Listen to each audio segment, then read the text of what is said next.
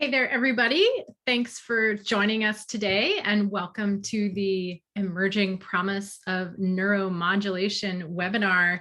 We have three fantastic panelists today, as well as my colleague, Mez, to take you through what I hope will be a pretty exciting session on neuromodulation.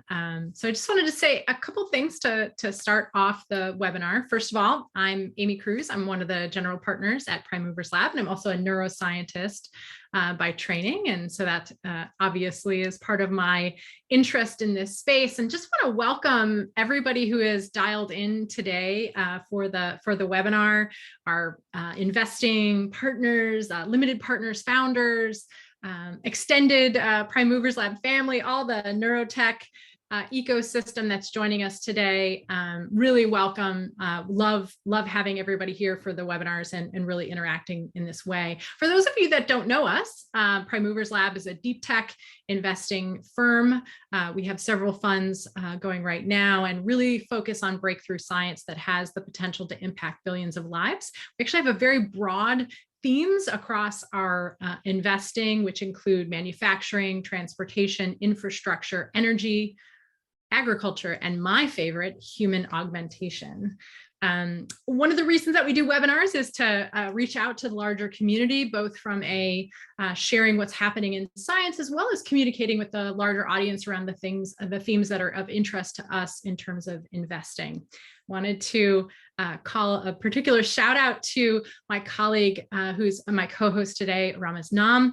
He recently joined Prime Movers as our chief futurist, which is like pretty awesome, right? We have a chief futurist. His primary interests are actually around climate tech and energy, but maybe some people on this call know him better as a science fiction author and somebody who has dived pretty deeply into brain-computer interfaces and the future of neurotechnology. So I'm thrilled to partner with him today on this. And you know, I'm going to just do two things of housekeeping right now, just to make sure we're on the same page. We're going to keep this to exactly 1 hour, which is what we pledge. We do record the webinar so that you can review it later or share it with others that missed it. And please put your questions either in the chat or the Q&A, and we'll weave those in closer to the end. So I'm just going to give a few sentences on myself, and then Mez will give a few sentences on himself, and we'll, you know, sort of cover down on our great panelists that we have here. You know, just in terms of our interest in this space, for those of you that may not have known me, like I mentioned, I'm a neuroscientist. I was also at DARPA for 5 years, working in operational neuroscience, so trying to get neuroscience out of the lab and into the field. And neurostimulation was one of the first things that I looked at when I was at DARPA and at the real beginnings of some of this neuromodulation space. And so more recently, here at Prime Movers, have written a couple of blogs on the topic. We've did a little bit of a deep dive into sleep. And so now we're kind of opening up the aperture on neuromodulation and trying to take a much sort of broader look at that. And of course, today we've assembled some real world experts for you guys. Mez, I wanted to just give you a moment to just say hi and introduce yourself, since some folks might not have met you yet. Thanks, Amy. Pleasure to be here. As Amy said, I'm the chief futurist at Prime Movers Lab now. Really, I'm a lapsed computer scientist, spent 13 years at Microsoft. Got really interested in BCIs around 2003 with some of the early work with BCIs for motor control, you know, robot arms controlled by rat motor prostheses, and wrote a trilogy of science fiction novels called the Nexus Trilogy that really dove into the potential there. Look a lot at climate energy, but really excited to be working with Amy and looking at the overall space of human augmentation, and particularly this topic of neuromodulation. Awesome. Thanks, Mez. So what we'd like to do now is Arun, Hubert, and Rob, thanks for joining us today. I would love it if you guys could just give a very brief introduction for yourselves. I know we focus mostly on the panel piece, but maybe as you go through that introduction, just weave in a little bit of like, why neuromodulation, kind of what either got you into this field or maybe what excites you enough to have you working on it now. So I don't know, let's see, I'll pick Hubert. Hubert, you start first. All right, I'll start it off. Thank you, Amy, Ramez, and Nicolette for this opportunity. So I'm Hubert Lim. I'm a faculty at University of Minnesota here in the Twin Cities in the Department of Biomedical Engineering and Otolaryngology.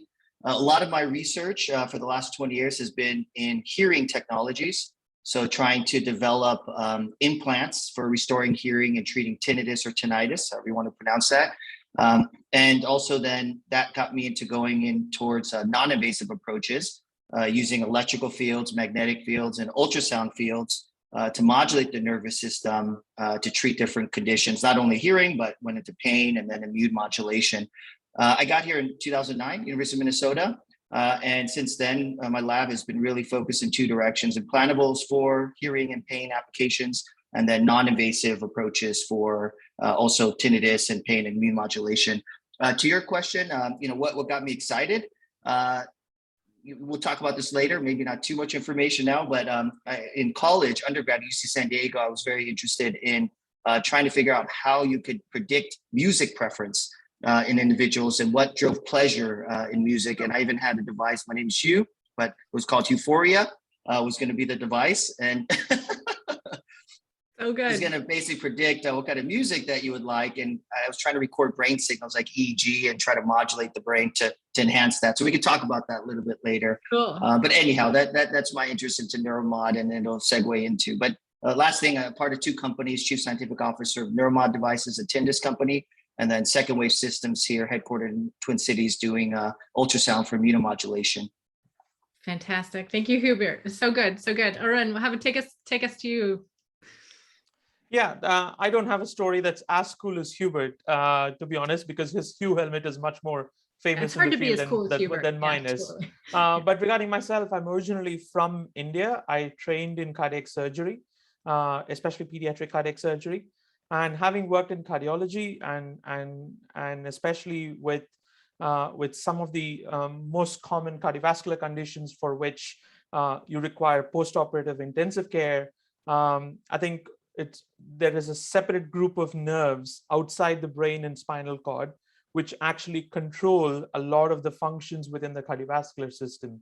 And those are, just to give an example, I think some of those nerves are exactly the reason why most people, like if you've just had a very heavy meal, you probably feel half comatose, and that's because the autonomic nerves are actually rerouting some of the blood to the gut and away from your head. And so therefore, I grew up learning about the influence of the autonomic nervous system on organ systems.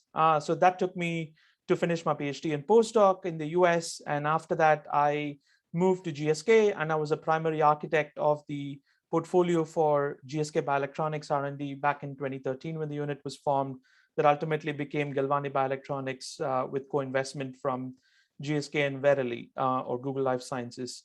Currently, I've stepped after leading multiple projects all the way from early stages through to clinical translation and setting up the company for success. I've kind of moved out right now to work on my own kind of bioelectronic medicines initiative, which hopefully I will be able to share with a wider network in the next few months or so. But yeah, that's basically my implication into the field of neuromodulation and bioelectronic medicines. Awesome. Awesome. We'll look forward to that announcement.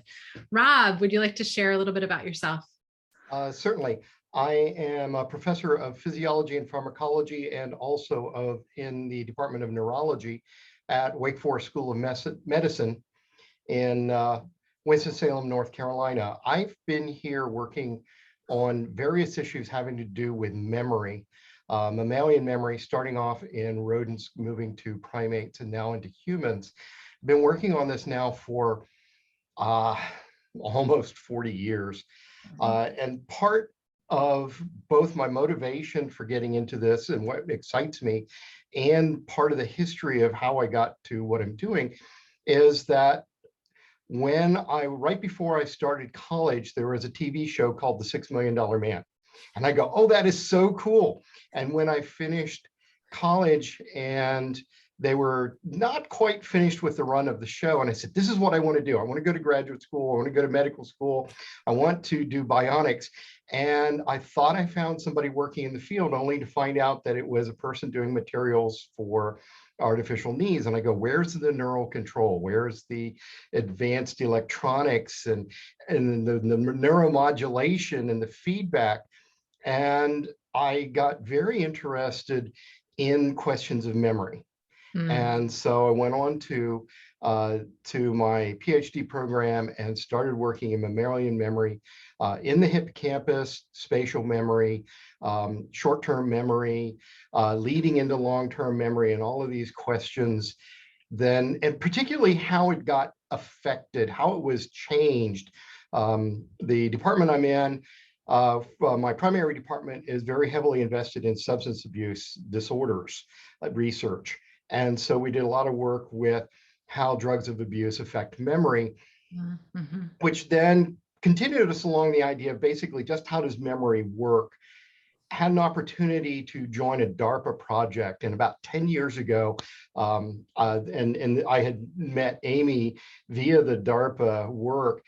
I was sitting at a meeting and there was a patient who had a fully articulated, neurally controlled prosthetic arm. And I looked around the room and I said, it's been 30 years. And this field that did not exist is here now. And the people around me are the ones that made it happen. And that's exciting. Yeah. And so, just to wrap that up, Mez, I know that you are a futurist, and a lot of science fiction authors get tapped for futurism functions. I am part of a think tank called Sigma that does pro bono work for the US government and consists of professionals who are science fiction writers. I'm a writer myself. And also right now acting as lead scientist for a company called BrainGrade that is moving into the neural devices field. Awesome. I think I'm just gonna preview this here. I think we're gonna have to do like a science fiction webinar. That's just my definitely. That's my 2 cents. That's my 2 cents. I'm gonna talk about Mez into it. And also, so Small World just traveled to say, like, I know you've worked with Ted Berger and Sam Deadweiler on memory stuff, and that's also some of what captivated my attention when I first started reading about the field. So we've connected in the past, never really, but yeah, totally. Well, one of the things that is interesting about the neuromodulation space for me is that it's actually quite broad. I think most people don't realize how broad it was. People, even Hubert might have been surprised, when you said tinnitus, right? Like that's not something we'd think of. I was wondering if we could just go quickly around the panelists and just say, what are some of the applications that are, I think you think are sort of most pressing, or that people might not know about, or, just maybe just hit some of the things that neuromodulation might be able to address. Oh, come on. Not everybody. Okay, I'll jump in. I always talk a lot, so I'm trying to, conserve my ability not to overshadow anyone. So please go ahead, Arun or Rob, go for it. Well, I'll jump in and say that one of the great applications of neuromodulation is in diseases and disorders where pharmaceuticals have not lived up to their potential. Alzheimer's and memory is the one that is near and dear to my heart, both because of family and friends who have suffered from it, and also because it's the direction of the research. And there are some great applications. We're looking at 3 or 4 or 5 different ways of dealing with how do we restore good memory function. There are a number of approaches, and we've got the potential in neuromodulation to be what precision medicine is to cancer biology. We can go in and tailor something directly where the pharmacology has a lapse. And there are so many applications of memory disorders that are not just Alzheimer's disease, but what about the abnormal memory that we see in PTSD, in drug abuse relapse, in schizophrenia, and all of that? The more we know about memory, the more we can modulate it in terms of a neuromodulatory device, the broader that space becomes. Yeah, excellent. So if I can just complement what Robert said. So what Robert had just said was predominantly focused on the central nervous system kind of influences of neural stimulation. I'm actually a living example of kind of how one could actually tap in or look at the potential of autonomic nerves in treating disorders outside the traditional neurology and neuroscience. I mean, it's still neuroscience, but traditional, the fields of therapeutic area of neurology. Because, as I said, nerves control almost every bodily function that we know of. And there is the molecular axis, which is all the pharmaceuticals and biopharmaceuticals target. And then you have the electrical wiring diagram, which goes all the way from the brain to multiple layers of the brain through the spinal cord, sometimes through other pathways that ultimately modulate function, both as an accelerator or a brake. So think about this. If there are engineers in the audience, think about a way in which if you had a clutch pedal and a brake, and you basically had an accelerator, if you found a way to modulate the signal and amplify when you need them, amplify the neural signals, or basically put a Bose noise canceling headphones on disorders where the nerve signals are too much and you basically want to dampen them, you basically have a treatment. And therefore, I can actually start with examples where there are already devices that are out in the market that most people may not necessarily know of, because many people will know about deep brain stimulation devices for Parkinson's and spinal cord stimulation for neuropathic pain, etc. Vagal nerve stimulation for depression was actually approved in way before deep brain stimulation was actually, studies was actually performed in 1987. And then vagal nerve stimulation is also tested experimentally. Currently, there is one pivotal trial that is running for heart failure with reduced ejection fraction. Then you actually have pivotal trials that are running for the rheumatoid control of inflammatory conditions for rheumatoid arthritis, looking at vagal nerve stimulation. And I will not steal Hubert's thunder, and he can actually talk about what he's working on that side. Another example that I would also want to give you that's different, and vagus is a bit like a big transatlantic cable that carries kind of the signal from the brainstem to multiple regions or multiple organs. There are other nerves that are not flowing through the spinal cord, like the hypoglossal nerve that actually controls the movement of the tongue. And that actually is the stimulation of hypoglossal nerve is actually currently used to treat obstructive sleep apnea. It's it's a company called Inspire Medical, which basically, and just in terms of numbers, and because there are investors there, Inspire Medical raised about kind of 70 odd million, I think if I'm correct, it was between 70 and 90 million in total investment through their clinical processes. The IPO'd at around 400 million. The current market cap, you can go and check it, it's in excess of 6 billion at this point of time. So based on that, based on the success of Inspire, there are many other kind of followers right now. A company called Nixova, which is basically doing a miniaturized implant, etc. But that's again scraping the surface, and a 6 billion valuation is only for a small subset, around 15% of the eligible population. And here you're talking about a huge market, a massive market. Then I spoke about rheumatoid arthritis, and one other example that I want to close with before giving the floor to Hubert is this other company from the Twin Cities area, which is called a CVRX, which basically has a device that stimulates the baroreceptors, or it basically is placed, it's like a little patch electrode that's placed on the carotid artery.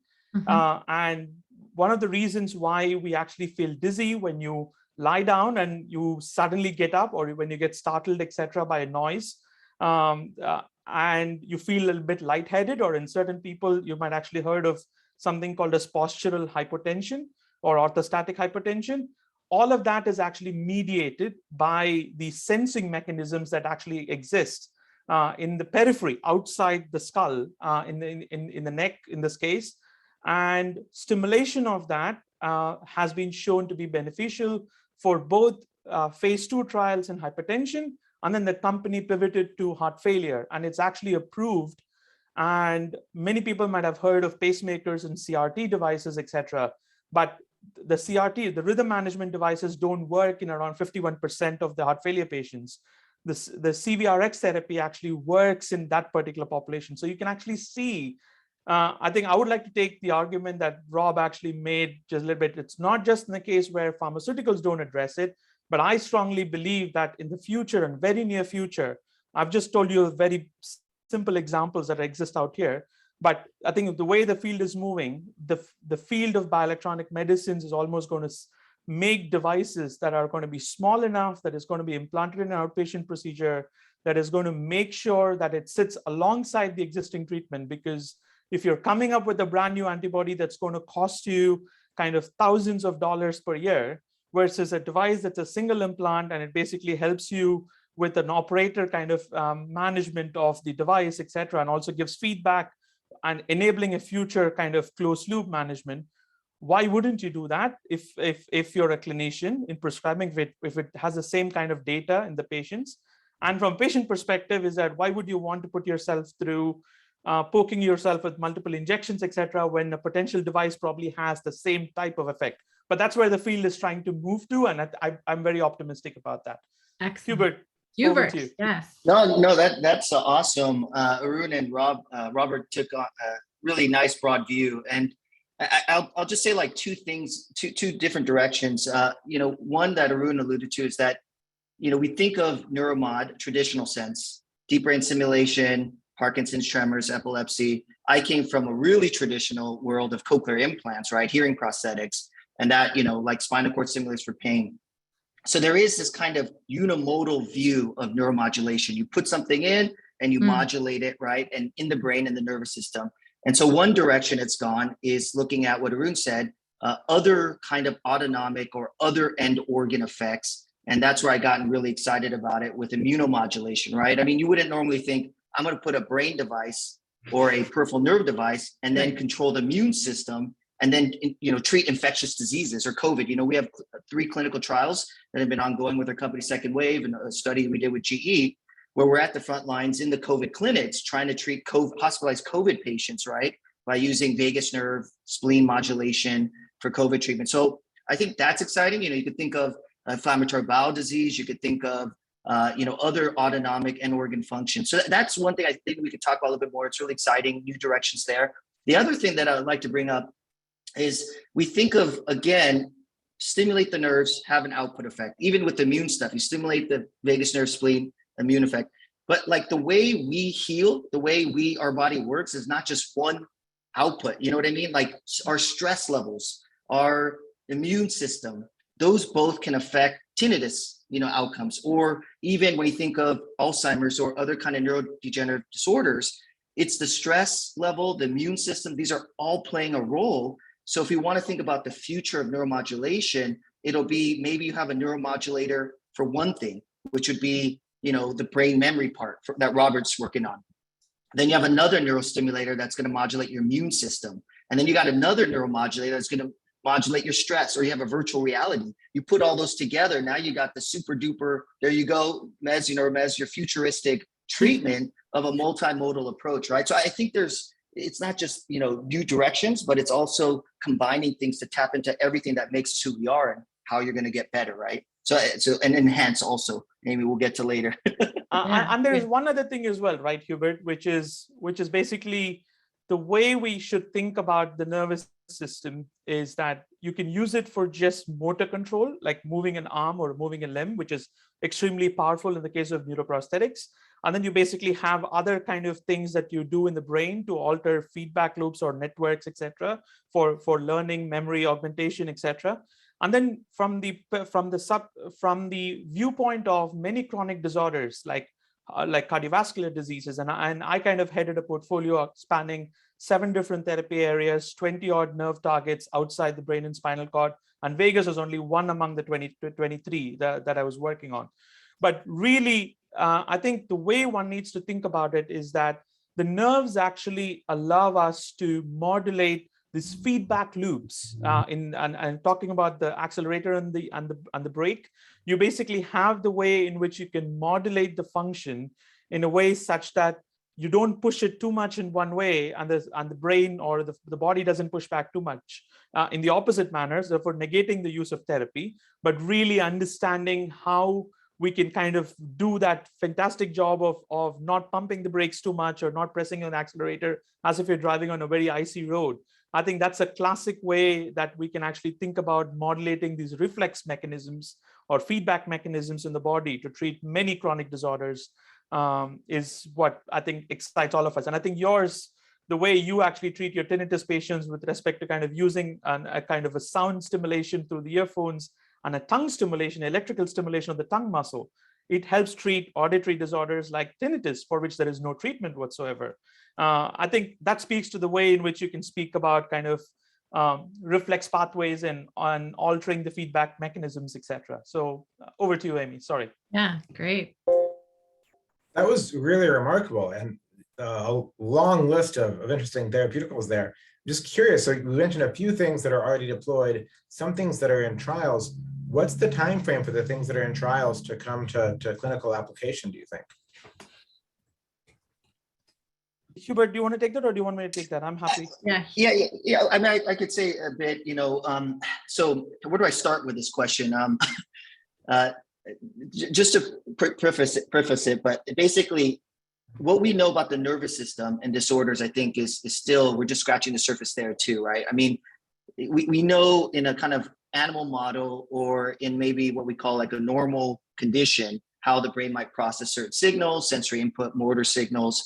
You might modify the animal model to figure out a disorder. You might create a Parkinson's, non-human primate model.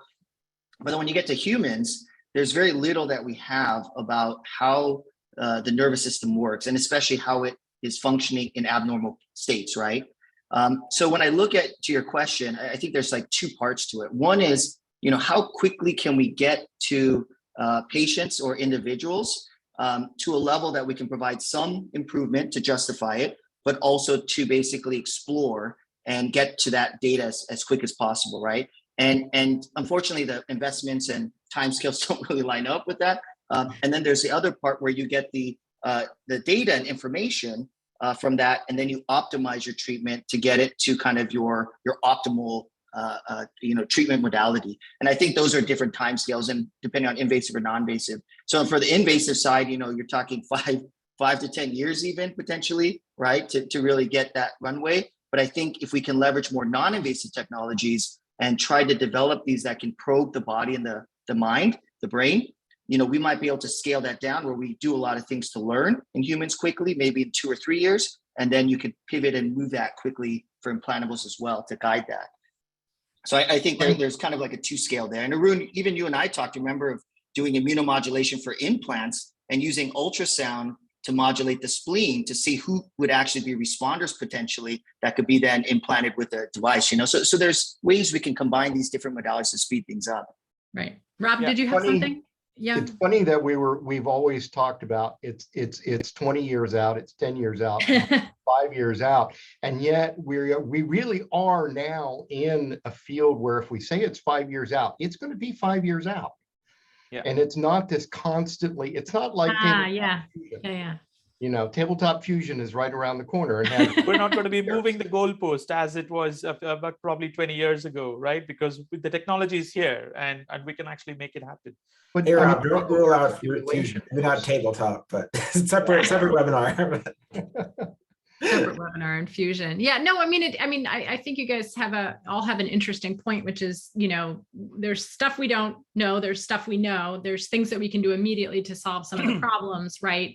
And then use that that data and that learning to really really push things forward. I love that, Rob, that it's like it's not the moving of the goalpost. So I have to like sneak this topic in because we've been talking so much about therapeutics. And can I just say one more thing? Yeah, sorry, before we go to the next question here. I think just to answer what kind of Mez's point there.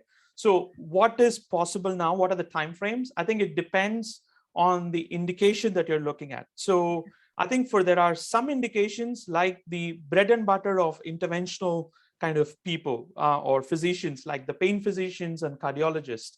I think there are already neuromodulatory therapies or neurodestructive therapies. As I said, remember I said in disease conditions where there is too much nerves that basically act to push the system too far into pathology, you can actually put the ideal thing would be to put a Bose noise cancelling headphones or block the nervous signal or dampen it down. But there are systems where ablation has also been looked at. So I'll give you one example. So back in the late 90s, renal denervation was actually explored for the treatment of hypertension. And it was again, just in terms of numbers, I think The company actually invested a kind of less than kind of $100 million into that, but then they sold it to Medtronic for close to $800 million with milestone payments. The pivotal trial, because of the way, and we can talk about challenges and other things, because this is very different. The pharma people know exactly how to run the trials.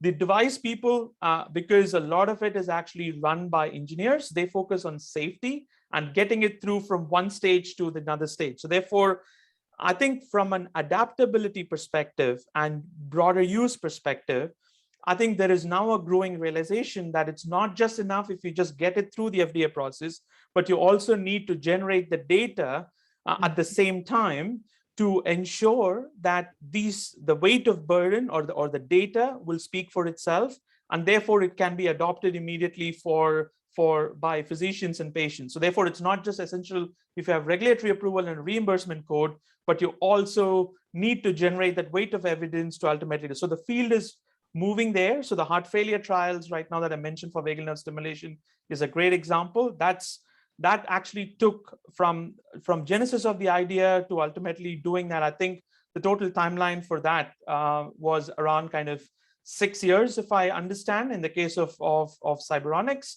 And that pivotal trial is supposed to read out. And there are many other kind of examples across a range of disorders, but predominantly in the pain and cardiovascular space. But what's exciting is that it's moving out into other areas. So immune inflammation is one classic example. There are other companies that have looked at type 2 diabetes in certain cases. They have looked at sleep apnea as a great example, etc.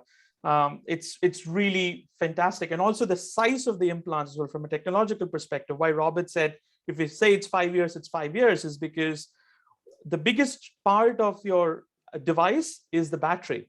And we know, especially of your mobile phone, if you just look at your mobile phone, we all know that the size of the phone is bigger because people want a bigger screen, but it also accommodates a bigger battery as well, right? But you can't do that in certain cases or put in a hockey puck-like device because patients tend to fiddle with it all the time. And it's been known, but now the technology is out there such that the devices can become smaller, they can become rechargeable, they can be powered from outside, etc., which makes it really interesting to push it into more smaller nerve targets, more flexible kind of interfaces and form factors, etc. So it's really the coming together of engineering and kind of biology together, which I think is fabulous to see in the field right now for someone like myself and Rob and Hubert to be seeing it day in and day out, both in our work as well as with the work of others. That's awesome. As a battery person, that really excites me. Yeah. It's always the batteries. It's like, yeah, it's always the batteries. Well, so we talked a bit about therapeutics. Like I said, I have a burning desire to talk also about enhancement, right? So the potential, when we were at DARPA, one of the things we were always looking at was obviously if you had somebody who is in a decrement condition, wanted to restore them to baseline, but there's always the really compelling, really interesting question around potentially taking someone above baseline or enhancing their performance. I was wondering, Rob, if you would kick us off, sort of some of the DARPA things that we've been involved in together, as well as just, where the technology has evolved to. What do you think is possible? Well, actually, when Sam Deadweiler and I first started looking at this, as Amy well knows, we were thinking in terms of a neural implant for learning, to enhance learning. I mean, the very first thing we did with our rodent studies was to detect errors. And that's what we were trying to do with memory, is detect when the wrong decision would be made because the memory was wrong, what was encoded was wrong. And we said, wouldn't this be fantastic if you're sitting in a classroom and your phone tells you, you didn't pay attention to that. You didn't learn that. You're not going to remember what was just said. And, if let's say we're doing remote learning or we're doing program learning where we could go back and do it again. I really think that some of the ideas are just, well, in one sense, as a science fiction writer, they're fantastic. As a scientist, they're okay, so how do we get there? And the one that if you were to take a memory prosthetic past just restoration to baseline, imagine a nanny that reminds you. We did work with DARPA, so DARPA has military interests. So the combat commander, the field commander, who has reminders popping up in their brain that says, do this now, do that now, do whatever now, or the teacher, or the mother, or the truck driver. These are functional, occupational enhancements in which you have reminders, or wear a pair of glasses that have something like Google Glass for the person who has to, for the business person or the public speaker who has to have to recognize people. And when the smart glass is sent to a particular person, does facial recognition pop up, you have all of the information that you should remember. Hi, Amy, how's the spouse? How's the, what's the new job like? And so on and so forth. These are some of the great enhancements they're not simply, okay, you can remember better, but how can you turn this into both enhancing quality of life and enhancing the ability to do your job? Yeah, interesting. Hubert, I'm curious about vagal nerve stimulation. It seems to do everything. So I was just like, it accelerates learning, it improves my focus, like it makes my, is it really that good? Can I? Well, so this is where, as you're going to tell, the way I like to bucket things up here, and I like to make things modular. Going to what Robert said, like, if you're trying to enhance like memory or some kind of function, right? There's like two ways you can do it. One is you figure out the circuit in the brain, and then you create some sophisticated device, you get into the brain, and then you've got to stimulate, right? And I'm not saying we're not going to get there, but that's a very challenging problem, right? Then there's another way to do it, which is stimulate your body to reinforce, right? Reinforce the learning process. So an example would be, maybe I want you to, every time you hear my voice, not that, but you'll be like, oh my gosh, Hubert's calling me, but every time you heard my voice. So what I would do is I just play a lot of audio with my voice, and I would just zap you. The crazy thing is I can zap you on your foot, I can zap you on your neck, your vagus nerve, other places, but it's a reinforcement signal. And I'm making you more sensitive to that sound. In a way, I'm making you like superpowers of hearing my voice, right? But the challenge there is, how do you generalize that? Right, to whatever the context is. If it's like learning speech and noise, how do you generalize that? And I think then the problem for that bucket is creating paradigms where you could then reinforce, right? And then create a way that people could learn on a general sense, right? Maybe it's a certain language. So you got to expose them to like Chinese characters or sounds, and then some patterns that you would reinforce it. And maybe it's vagus nerve stim, but then somehow it has to kind of consolidate together to be coherent as Chinese or whatever the language is. So those are like how I look at enhancement. Like we got like two directions to go there. Now to your question about vagus nerve, it's a tough one because there's science that shows clearly that it's going, for example, to the spleen, and it is modulating inflammation. There's data is quite strong, I'm convinced, and that modulates, and there are feedback loops there, right? There is pathways, vagus nerve to the heart. There's pathways, vagus nerve to the brain that, enhances awareness, attention, these effects as well. Yeah. So those are all, I think the science is strong to support these effects. Now, how they work in these different kind of neurological or, health disorders, I don't know if it's just that you're kind of stimulating something and making the body much more activated, and it's doing that, or you're kind of interrupting something that's abnormal that then allows the body to correct itself, right? But there might be some of that going on. But I think it's still to be determined, what's going on there. But definitely it's been an exciting field pushing in. And maybe Arun could say a little bit more on that, right? Yeah, absolutely. And I was just going to take a bit more of a slightly empirical view, but something that's a bit more from really answering it from an augmentation perspective. So I will not make any comments on the vagus because I think Hubert has already made that, and also in the interest of time. But the beauty about the way that one should actually think about it, and in a way, the neuroprosthetic area has kind of spoiled us in a way, because it actually has kind of shown it's very difficult to do that. I mean, it's taken a lot of effort to get there, but it basically looks at one nerve moving a bunch of muscles to actually activate a certain way and move an arm. That's not how many of the bodily processes actually work, right? So therefore, and when you think about taking a medication, you take, how does a physician prescribe, or how does a patient take the medication? You take it at a certain dosage, and you know that the drug does something to the body does something to the drug, you assess the properties, and therefore you determine what is tolerable, what's not, and then ultimately you dose it a certain number of times in a day. And then you stop the drug. In certain cases, it actually comes back, except for in cases like cancer, etc. It actually cures you from diseases. So there are very little examples from pharmaceuticals, except for antibiotics and anti-cancer agents. Most of them are basically things that constantly modulate it over time.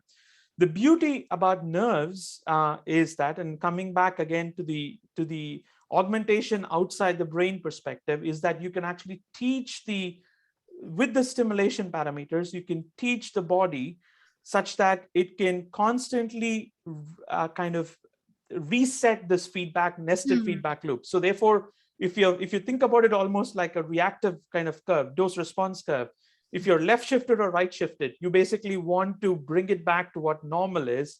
And then once you know what normal is, you can actually assess how long the normal state actually lasts using a biomarker, because most of these things actually have a biomarker. And once you have a biomarker, once you understand what the process is, it helps you to almost dose the electrical therapy. And also that's very different from how neuromodulation is actually done today in the case of deep brain stimulation or spinal cord stimulation, which is continuous stimulation, almost close to 12 hours a day or 24 hours a day, or depending on what it is, with a certain amount of kind of on-off cycles, right? But once you move into this nested feedback loops, it becomes easier. And then I want to pick up on one more point that Hubert was talking about, going back to the vagus nerve. If you are a telephone engineer, or you're trying to rectify somebody's telephone line, or if you're trying to hear, if you're NSA and if you're trying to hear somebody, the best place, there are multiple places that you can hear it, right? You can hear it at the telephone exchange, or you can look to tap into somebody's phone line at the end of the street in the box. Or you can actually kind of then pinpoint where exactly the wires are coming into a street, or you can actually listen right outside the house where the wire is actually entering into the house and goes into your modem or the phone line.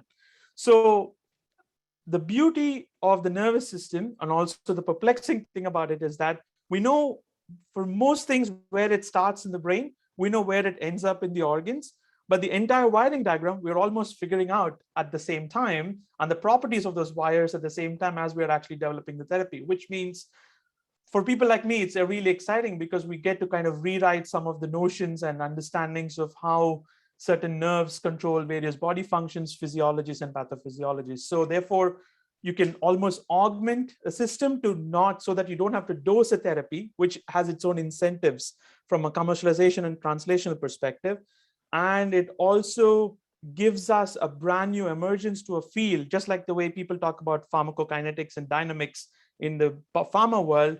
There will be an emerging manner in which people will talk about EKED, electrokinetics and electrodynamics, where what does the nerve impulse that you're providing does to the body, and what the body does in return. And that's going to be a fascinating area to watch for me. And that's a combination of biomarkers and closed loop feedback systems, both at the level of the brain, spinal cord, and autonomic nerves. I think that's going to be fascinating to watch. Excellent. Thank you. Thank you. I'm aware of the time. We have 15 minutes left, and I wanted to at least sneak in a couple of some Q&A questions. I'm gonna munge some of them together to sort of to do this. So one question or one theme revolves around the safety of these devices. So when we start talking about putting energy into the brain, there are questions around the safety of that, right? Are we damaging structures? Are there ways of imaging if you're impacting something? And then kind of like a corollary to that is like, how do you get people to trust these devices, right? These are much newer types of things, other than, folks who may have encountered them, in the cardiac world with a pacemaker or defibrillator.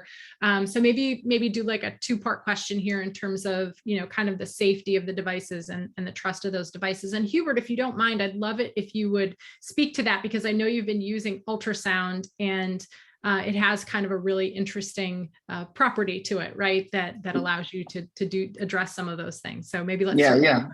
Sure. I'll start. And, when it comes to safety, there are traditional devices like implants, electrical stimulation. So there is quite a bit of standards and, levels of stimulation, right, that people need to achieve within. Now, that's not to say that those are like the right levels. I mean, that's just conservative. So if you stay within these levels, then, you can basically convince or justify to FDA or the regulatory bodies that they're within safe limits. And also it builds confidence for the individuals. Now, if they're more than that, like more electrical stimulation or other energy forms, there are some rigorous testing you have to do, benchtop, but then also animal experiments. And you need to go through the process to demonstrate that it is going to be safe. Even for ultrasound, I mean, what we use, fortunately, are energy levels that are, when you think of diagnostic imaging, you go to the hospital, they have a like GE big device, a cart system, you do your ultrasound imaging, those energy levels have been quite well characterized. And what we're doing is energy levels that are within, within those diagnostic imaging ranges, different pulse patterns. But that already allows for some confidence, right, in individuals to know that what we're doing is not so different from a lot of these diagnostic imaging that have been around, right? But still, we still need to be cautious, and we still need to run, wherever needed, the proper animal experiments, safety experiments, and so forth to make sure that, we're not causing any unexpected, tissue damage. So I think from that point of view, I mean, there are standards, there are criteria. People know what we need to achieve, but you still need to demonstrate for these new technologies that are coming out. A lot of it that we don't really, like ultrasound or magnetic fields. I mean, we're just starting to, as Arun put it, scratch the surface. So these are things, and when you come up with new implant devices that are going to be implanted, it's one thing to be biocompatible or safe, right? But we also want them to continue to work over time. So there is that confidence of building up, not only that it's safe that you implant, but some of these flexible technologies Arun was talking about and so forth. I mean, there still is some work to be done to show that once you put those in, that they're going to last, like 10 years, 20 years, that people don't have to, because the risk is doing more surgeries to get them in, get them out. And I don't want to talk about this. Kip Ludwig always talks about this too, but it's a good point, is, what happens if the company's no longer there and you have a device in your body too? I mean, these are things that building the confidence to the individual, I think, is a bigger picture than just safety, but also demonstrating to them that, that you follow the rigorous protocols, the processes for regulatory, that you're doing your best possible and creating some ways that the patients know or the individuals know that they're going to be supported, throughout, and there's, backup plans for how they're going to be, sustained with their device. So I think it's a multifaceted for the confidence part. Yeah. I think that there's another aspect of it that actually Mez and I have to take on, in that we need to write about it. We need to get it out there in public. I teach a course where I'm trying to teach the grad students not to be afraid of speaking in public, to the public, to public audiences, doing things like this, for talking to the press, for writing our stories and getting them out there and being positive about them. And we all, as all too many of our colleagues as scientists, are afraid of the public, or afraid of being misinterpreted by the public, that they won't go out and engage. And I think the more we, as the people who are in the front lines of the development, go out and talk about it, and the more we talk about the benefits, we don't want to do the sales job that covers it, that is seen as a cover-up. We want to be open and honest and talk about things just the way we are right here. I think more of that. But recruiting the dreamers to go out there and get the idea and put it into print in various ways is also another very important component of it. Excellent. Thank you. And one more practical point, Amy, that I want to add to what Hubert and Rob just said, is that it all starts when you look at new therapy, and for most of the things that I look at, which is novel targets, etc. It starts right from the very beginning, where one needs to understand what the target is, what the nerve does, and ultimately defining what is the intended effect of stimulation and what are the associated kind of non-intended effects of stimulation. Like, for example, with vagus nerve, at the level of the neck, if one modulates, you can actually have a cardiac effect if you modulate it for inflammatory disorders, or you can actually have coughing, you can have swallowing issues, etc., which all limit the tolerability that a given patient might have. So therefore, a clinician may not be able to go to a higher degree of current stimulation, even though they would like to, thereby limiting the therapy. So therefore, it comes from understanding. I think so far, people have already done this, from my point of view, without understanding many things about the target itself. But I think moving forward, I see, and coming from pharma, which is where I cut my teeth, I think the biggest way and the most beneficial way, and also to fast track a lot of these things need to be done not just in the level of the animal studies, but looking at the on-target and the off-target effects, or the unintended effects, etc., all the way from acute clinical studies through to the implantable studies, and assessing these at every stage so that we can actually build that confidence. And that goes hand in hand with the device safety studies, etc., that Hubert was all talking about, etc., as well. So yeah. And that's a good point, Arun, that I missed on, is just building the confidence is not only about the safety, right? It's about also individuals want to know with some certainty. They understand it's a new investigational device, but with some certainty, how well it's going to work, and that transparency around that. I think that's what's sometimes a bit challenging, is because there is this urgency or need, to get funding, to get it moving to the next stage, to keep people excited about it. And so being able to provide a much more transparent or realistic, view for the individuals, then they feel that there's an honesty around that. And I think that's going to help too. I totally agree, Robert, with getting positive messaging out too. That's brilliant. That's what we got to do more of that, because there is some kind of mysterious scariness about, sometimes of neuromod and the direction. But I think that together will start to build confidence in individuals that, we are all trying to do the same thing and create better, not only for enhancement per se, but for real therapeutics as well, trying to push that and create better opportunities for individuals. Yeah.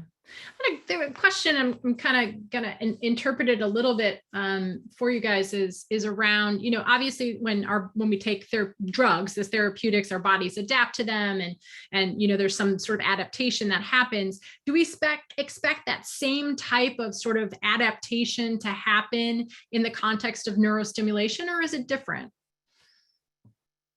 Yes, you would expect it. And I think that is basically a reason why one needs to do a careful assessment. And I'll give you a more practical example. So I did say early on in my introduction that there was a vagal nerve stimulation company, which used to be Cyberonics, but now it's LivaNova, looking at heart failure with reduced ejection fraction. Sorry, I can't speak. There were 3 companies that started off looking at it. Okay, the same nerve which they were stimulating, the cervical vagus, 3 different companies parked their patients at 3 different stimulation parameters. One was actually increasing the heart rate. One was decreasing the heart rate. So advanced biocontrols did certain things with their nerve interface to actually put the patients into a slight tachycardia when they were stimulating. And then Boston Scientific in the Nectar heart failure trial parked their patients where they would actually see bradycardia, which is what vagus is always traditionally referred to as, to say that we are hitting the nerve at threshold. And then Cyberonics at the time basically parked their patient at a neutral heart rate zone. So I'm always, one of the reasons why I said about electrokinetics and electrodynamics to mirror PKPD on the pharma side is because this whole feature I see about what is called as a neural fulcrum, where with nerves, you basically have this concept of kind of push back. So you push the system in one way, the system actually pushes back in an opposite way. So therefore, you want to understand the right dosage levels of the electrical stimulation such that the system doesn't push back. System in this case is the body and the brain and the relevant feedback circuit that doesn't push back completely in the opposite direction, by which time you actually lose your efficacy. So it's about tap dancing around it. And guess what? The one that parked patients in the neutral heart rate zone is the only one that's still running. All the other ones actually failed in the pivotal trial. So that actually tells you that there is a learning there in those heart failure trials from what we can all learn and apply to many others. So yeah, that's my 2 cents on that one. Cool, thanks. We're going to ask one last question, and I'm very curious. This might be a little bit far out, but one of the areas that we have been investing in prime movers is psychedelics. And so when you look at neuromodulation and you look at what's happening in psychedelics, is there an intersection of these? Do you see a way that these can go hand in hand? You just got really, like, you saw Arun's eyes, they just, brightened up there. He's like, I just spent the last 2 months doing an amazing series on this. So let me tell you what I know. Well, it's actually close to a year with all the research and everything. Oh, that's right. So, and I think for people in the audience, I actually did a narrative scripted podcast series with my partner for the podcast. It is called as Psychedelics, which is basically prescription use of psychedelics. And we it's a 10 episode limited series and 3 bonus episodes. Anyway, if anybody's interested, I can send information on that. It's really, really interesting. And I think it's a great place where there is a lot of cross-fertilization. So one of the ways in which David Nutt at Imperial and Robin Carhart-Harris, who's now at UCSF now, figured out that the pathways that psychedelics ultimately modulated in the functional MRI studies, where did the inspiration actually come from? From the deep brain stimulation studies that was actually done. They kind of looked at saying, oh, this is actually modulating certain things that are associated with the physical or the manifesting effects of what we see in patients. So therefore, let's actually go and look at this particular regions in more detail in some of our MRI studies, etc. And David Nutt Professor David Nutt actually admitted that in publicly as well. So why am I telling you that? I think there's a great deal of cross-section because there is a great deal of understanding whether if you have a non-invasive device like a transcranial kind of stimulation device, which recently, just last week, there was a study from Stanford showing in treatment-resistant depression. And you also have, on the other side, you basically have psilocybin as an example. And we know from psilocybin that people actually feel better for the first 3 to 6 months. And then some of the depressive symptoms actually come back. And they're still trying to figure out what that actually means. Whereas so therefore, if you as a patient, or if I as a patient, sorry, bad way to say it. If a patient basically has an option of saying, I have a non-invasive modality, or I have a psychedelic of a pharmaceutical modality, both of which potentially have the same type of effect in a certain disorder, like the treatment-resistant depression as one disorder as example, which one would I choose? And then from a healthcare system perspective is that, would you want to invest in something which basically has a really transformative effect in psychedelics, but the system is not yet there, and it involves psychiatrists and psychologists who normally don't see this patient? Or would you actually put this in the hands of the neurologists, again, who may not necessarily see the patients, but have a different way? So I think that the system is going to change in how we apply and treat these patients. And it's going to put more things in the hands of the patients to make a decision. And that's going to be, I think, the most immediate intersection that I see. But having said that, serotonin receptors are everywhere. And I think I can tell you at least 5 different conditions where both serotonin receptor modulators and neural stimulation can actually have the same physiological effect. So there's a lot of overlap, in my opinion, Mez. I think we're going to see a lot more penetration of neuromodulation into the mental health space. Yeah. Yes. For absolutely. Sure. Agree. Absolutely. Agree. What a great note to end on. Arun and I shared with the folks the link to the podcast that you guys have done. Thanks everyone for spending some time with us today. I think a fantastic overview. We'll definitely be doing a deeper dive in this space. For those of you that were asking about that, we'll probably have a thought paper coming out in the next few months around this. So, and thank you to our panelists, Arun, Hubert, Rob, just so good, Mez. Thanks for thank you, Amy. Today. Yeah, no, thank you, Amy. Great. Yeah, and Ramez. Yeah, it's great to see you, really and appreciated that. And thanks again. And then, as always, it'll be recorded so we can distribute it to our friends. So thanks again, guys. See you soon. Sounds great. Thank you. Yeah.